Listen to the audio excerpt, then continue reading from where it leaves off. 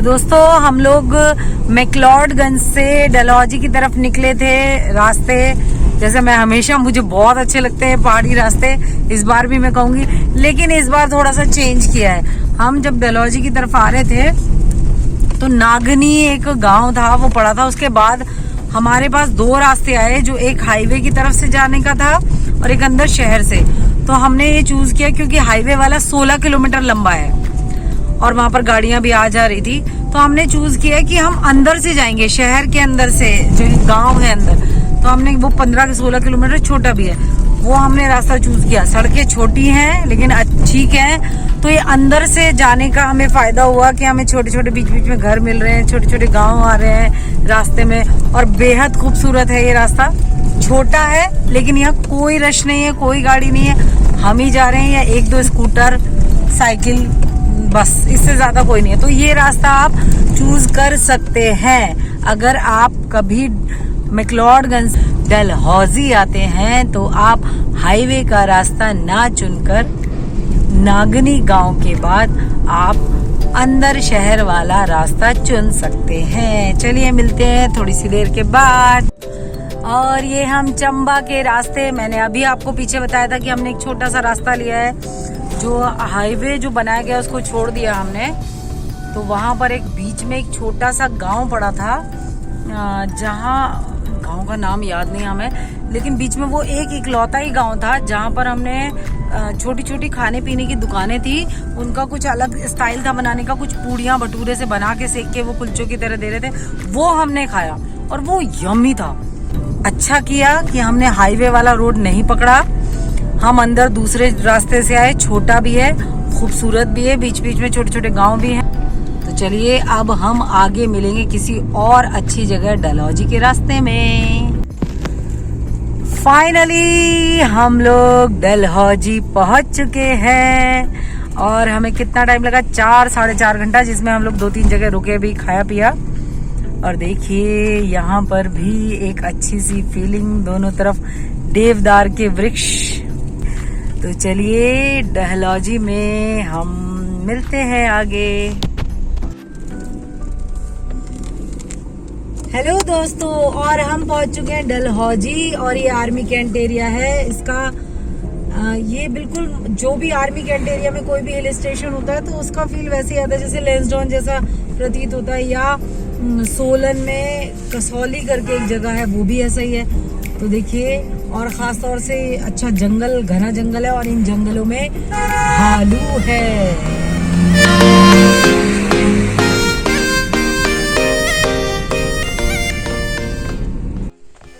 Hello दोस्तों, और हम डलहौजी पहुंच चुके हैं।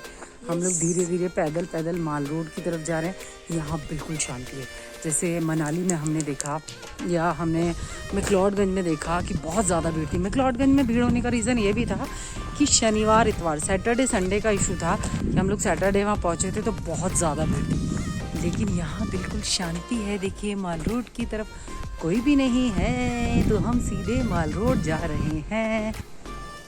ये देखिए माल रोड, इधर हम नीचे यहाँ कुछ कॉफ़ी पीने का है तो हम यहाँ जा रहे हैं और उसके बाद हम मिलते हैं माल रोड की तरफ। ऊपर हमने अपनी कार खड़ी की है क्योंकि हमारा इरादा यहाँ बदल चुका है, शायद हम यहाँ अभी होटल नहीं लेंगे। तो मिलते हैं माल रोड पर। ये दोस्तों मैक्लोडगंज में सर्दी कम थी लेकिन यहाँ पर सर्दी अच्छी क्योंकि हाइट पर है और मैं कड़क रही हूँ। मेरे कपड़े ऐसे नहीं थे, मैंने अभी अभी जैकेट पहनी, ठंड लग रही थी बहुत ज़बरदस्त। और अभी हम कपड़े बदल कर आसपास घूमेंगे। देखिए पीछे का दृश्य, आहा, ये बहुत शांति है यहाँ। जो शांति सुकून की तलाश कर में आने वाले लोग हैं वो यहाँ एंजॉय कर सकते हैं, आ सकते हैं। और फिर से वही चीज़ मैं ऐड करूँगी, कोरोना का जो समय चल रहा है उसकी वजह से भीड़ बहुत कम है, होटल्स आराम से मिल रहे हैं, आपके पास बहुत ऑप्शंस हैं। अभी आप आते हैं, बस कोशिश कीजिए सैटरडे संडे अवॉइड कीजिए। अगर सैटरडे संडे भी आते हैं तो थोड़ा सा आपको हो जाता है कि हाँ रेट्स 400-500 बढ़ जाते हैं इनके, अदरवाइज सब कुछ बढ़िया है।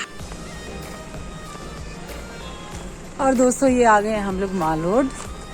रश बिल्कुल भी नहीं है, कुछ इक्के दुक्के लोग हैं। ये नीचे से ये पूरा ऐसे नीचे से जाएगा माल रोड की तरफ और एक ऊपर माल रोड है।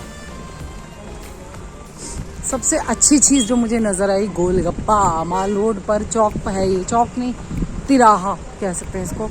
यहाँ पर गोलगप्पे वाले लाइन से बैठे हुए हैं, तो गोलगप्पा टेस्ट कर सकते हैं यहाँ पर आकर। ये बिल्कुल यहाँ पर कैफ़े डलहौजी है, यहाँ पर आप आनंद प्राप्त कर सकते हैं। सामने चर्च है और देखिए मैं दिखाती हूँ आपको। ये बिल्कुल माल रोड जहाँ से शुरू होता है वहीं पर ये चर्च है, लेकिन समस्या वही है कि कोरोना के चलते चर्च बंद है, तो अंदर जाने का भी ऑप्शन नहीं है अभी। और ये हम जाएंगे माल रोड की तरफ।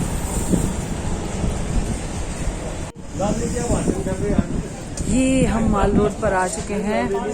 माल रोड शुरू करते मोमोज के लिए ऑप्शन है, ये देखिए मैं आपको दिखाती हूँ। यहाँ आते आप पेस्ट्रीज मोमोज बेकरी। यहाँ हिमाचल में स्पेशलिटी है कि बेकरीज जो बेकरी प्रोडक्ट हैं वो बहुत ही अच्छे, बहुत ही क्वालिटी वाले मिलते हैं, तो इनका ज़रूर आनंद लीजिए। अभी आप pastry cream roll momos enter करते ही खाइए, पहले ठंडे हो जाइए और उसके बाद गर्मा गर्म मोमोज का आनंद लीजिए। तो चलिए बढ़ते हैं माल रोड की तरफ। इधर गरम सूट्स और ये दुपट्टा, कॉटन दुपट्टा, सिल्क दुपट्टा।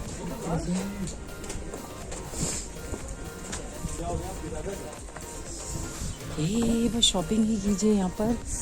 सबसे अच्छी चीज़ जो मुझे यहाँ पर आकर लगी है, मैंने सॉफ्टी आइसक्रीम बहुत खाई है, बहुत ही टेस्टी, बहुत ही अलग कुछ फ्लेवर। ये देखिए शॉपिंग के लिए मस्त ऑप्शंस हैं। ये 200-250 का ये वाला सेम ही 400-400। देखिए ये ऑप्शंस हैं, ये आपको यहाँ पर पाइन और देवदार के पेड़ों पर लगे हुए मिलेंगे। ये 100 का जिनको आप यहीं से पेड़ों से कलेक्ट कर सकते हैं और कलरफुल बना सकते हैं। मेरे पास हैं ये बहुत सारे। मैंने अभी आपको कुछ फ्लावर्स दिखाए और वो जो पाइन ट्री ये लोग बोल रहे हैं उस पर लगते हैं, वो मैंने हिडिम्बा से कलेक्ट किए थे। और बहुत सारे खिलौने जिन्हें मैं कहती हूँ जो देवदार पर लगते हैं लकड़ी के, वो ये लोग डेकोरेट कर करके यहाँ पर सेल कर रहे हैं, वो भी मैंने पहाड़ों से इकट्ठे किए। मेरे पास बहुत सारे हैं, बल्कि वो मेरे पास 3 तरह के डिज़ाइन में हैं, वो मैं आपको दिखाऊंगी। तो वो आप कलेक्ट कर सकते हैं यहाँ से। आप जब रोड से निकल रहे हैं, रोड ट्रिप पर हैं, आप बाई कार आ रहे हैं या बाइक से आ रहे हैं, तो आप वो कलेक्ट कर सकते हैं। एक अच्छा ऑप्शन है। ये देखिए ये माल रोड का एक सिरा यहाँ पर आकर ख़त्म होता है। यहाँ आप ये देखिए मसाज चेयर है, आपके खाने पीने के लिए अच्छे ऑप्शंस जो फिलहाल खाली पड़े हैं क्योंकि यहाँ पर रश है। एक तो मंडे और दूसरा कोरोना।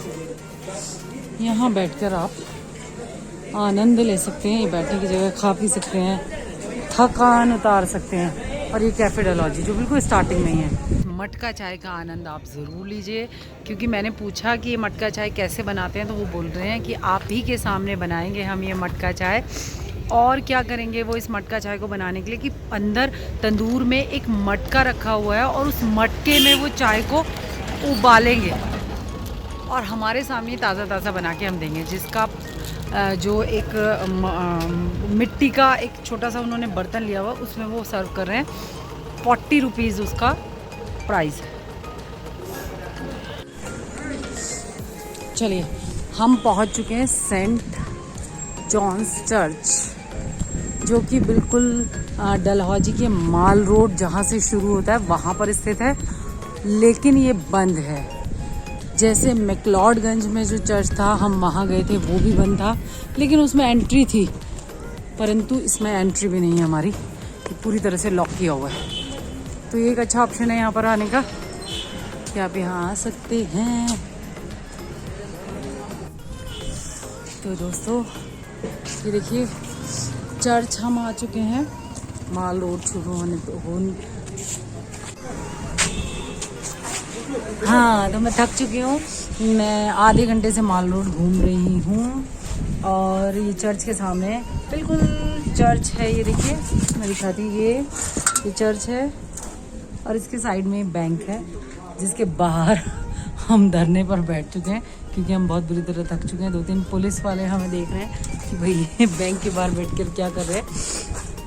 तो देखिए, डलहौजी में मैं आपसे क्लियर बिल्कुल बताऊं कि डलहौजी एक ऐसी जगह है जहां पर सिर्फ और सिर्फ एक दिन इनफ है, इससे ज़्यादा यहाँ कुछ नहीं है। डलहौजी में माल रोड का आनंद लीजिए, वो भी आपको शाम को ही मज़ा आएगा। तो आप कोशिश कीजिए कि आप दोपहर तक यहाँ पहुँच जाए। सुबह तक भी पहुँचते हैं, 12-1 बजे तक चेक इन करते हैं किसी होटल में और उसके बाद आप माल रोड घूम सकते हैं।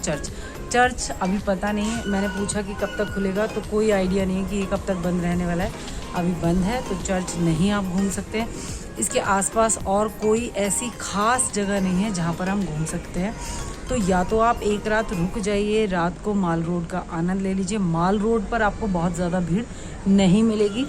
तो आप यहाँ पर रास्ते में आते हुए अगर आप 3-4 बजे पहुँच जाते हैं तो शाम के समय यहाँ पर आप घूमिए माल रोड, शॉपिंग कीजिए। शॉपिंग के लिए बार्गेन इस वक्त बहुत अच्छे से आप कर सकते हैं, खूब अच्छे से बार्गेन कीजिए, खाइए, मोमोज़ खाइए, सॉफ्टी, आइसक्रीम और पेस्ट्रीज़ जो बिल्कुल एंट्री करते ही आपको बेकरी शॉप मिलेगी, वहाँ पर आप उसका आनंद लीजिए, कॉफ़ी पीजिए, थोड़ा सा समय बिताइए। और अगर आप निकलना चाहें तो निकल भी सकते हैं। और जो बिल्कुल शौकीन है कि हाँ एक दिन आपको प्रकृति का आनंद लेना है तो आप एक दिन रुक सकते हैं। एक दिन से ज़्यादा कोई फायदा नहीं।